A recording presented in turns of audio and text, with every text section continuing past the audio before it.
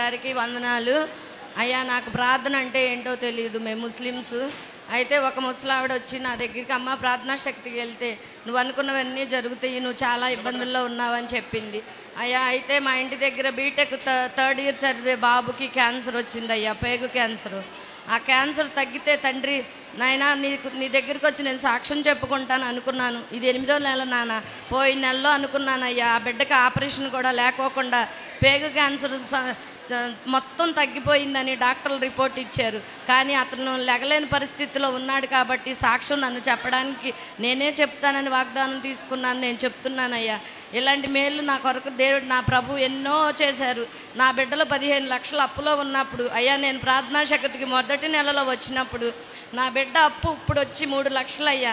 నా బిడ్డని ఎంతగానో, నా కుటుంబాన్ని ఎంతగానో దీవించి ఆశ్రదించాడు నా తండ్రికి. అయ్యా, మా కొరకు ప్రార్థన చేసి ఇషాకయ్య గారికి శతకోటి వందనాలు ప్రభువా.